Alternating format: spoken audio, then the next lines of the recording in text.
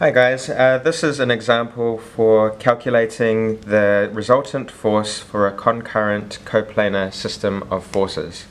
So what we have here is three forces that are seen to act at one single point. We could call that point O. And we see a 10 Newton force at 45 degrees from the horizontal. If this was the x-axis and this is the y-axis. We have a 5 Newton force acting 30 degrees from the negative x-axis, and a 15 Newton force acting at an angle of 60 degrees from the positive x-axis. The forces which we have here can be resolved into their x component and y component. So for example, the 10 Newton force can be replaced with a force going towards the right, where its magnitude would become 10 cosine 45, and a y component which would become 10 sine 45. Also, for the 5 Newton force, that can also be resolved into a component in the x direction, which will be 5 cosine 30 and 5 sine 30, as we see here. The 15 Newton force can be resolved into a y component and a x component. The y one is pointing downwards. This would become 15 sine 60, and this component here would become 15 cosine 60. If you need a review of these finding force components, there will be a video made available. Just click on the link that we'll show soon. Alright, now the first step for finding the resultant is to find the components of each force, and we can see x components for each vector and y components for each vector. We'll go through the tabular method for finding the resultant. Okay. So we'll construct a table. In this table we'll have the description,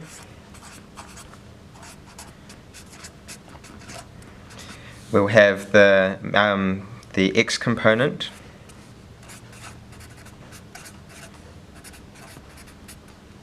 and also the y component.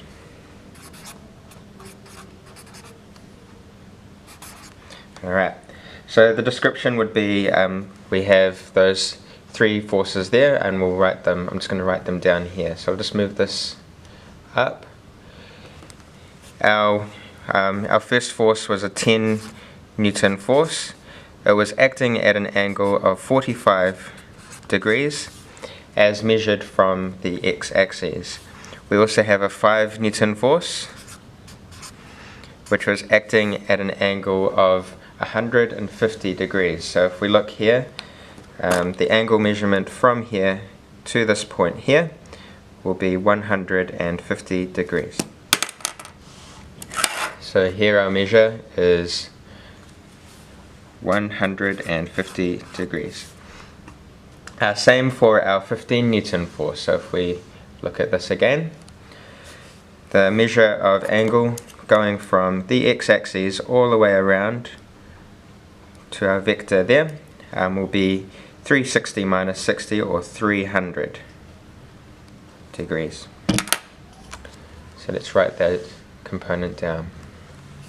So the 15 Newton force is at an angle of 300 degrees.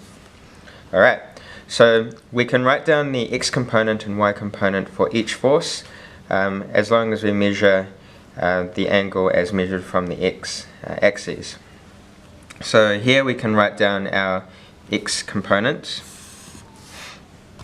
So this will become 10 cosine 45, and the y component would become 10 sine 45.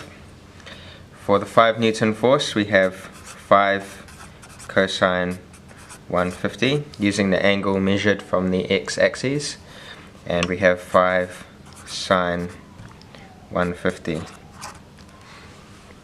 Also for the 15 newtons, so we have 15 cosine 300, and 15 sine 300. Alright, so we can now find the total sum of the x components, and that will just be equal to the sum of these three values added together. So we'll go through that summation now. Okay, so here on my calculator, I'll type those values in. So 10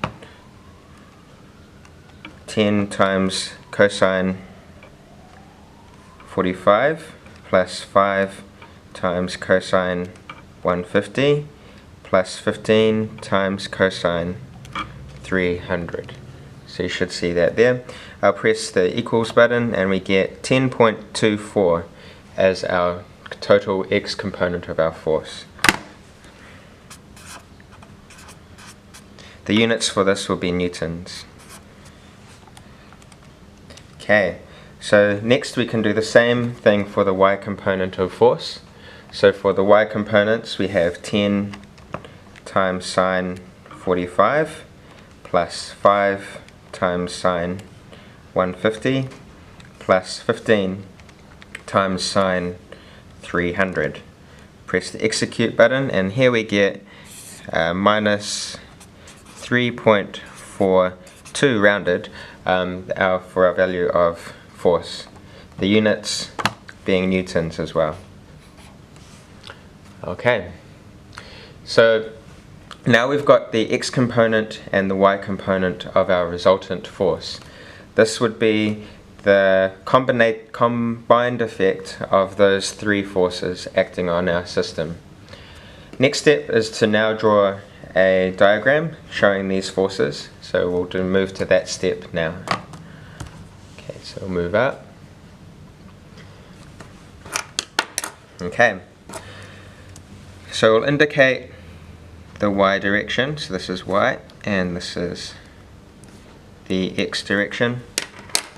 Here we see our x component is 10.24, and it's positive, so it goes towards the right hand side, towards the positive x-axis as 10.24 newtons. For the y component, it's negative, so it moves in the negative y, so that's a positive y, negative going down. This goes down. The value that it goes down is 3.42 newtons, and our resultant force will be the force that connects these two vectors together, so this one here. Call that R. Okay, so our resultant force R, we can find that out using Pythagoras. So moving that up, R will be equal to the square root of 10.24 squared plus 3.42 squared. The value that we get here will be equal to go alpha square root of alpha A squared plus alpha B squared, and in brackets we get 10.79 or around about 10.8 as our value for our resultant force. So 10.8 newtons as our resultant force. So the next step, so we also need to find the angle at which this force acts. So that's this angle here, theta. Now recalling from your basic trig, this would become the adjacent side and the opposite side. So we can find the angle theta by using the tan rule. So theta is equal to the inverse tan of the opposite divided by the adjacent side. This will be equal to tan inverse of 3.42 divided by 10.24. Our angle as measured in the negative direction will be equal to the inverse tan of 3.42 divided by 10.24. So we get 18.5 as our angle. I've actually stored these numbers inside the letters A and B inside my calculator. So alpha A was 10.24 and alpha B was negative 3.419. So I can go alpha B divided by alpha A, change this to the positive value of that and go shift tan of that answer, and we get a more precise value for my angle. So my final answer for the resultant, we can write that down as follows. So the resultant is equal to, the resultant vector is equal to 10.8 newtons and is measured at an angle of negative 18.5 degrees as measured from the positive x-axis. Alright, so if you have any questions, just please leave them at the end of this video. Thanks for watching.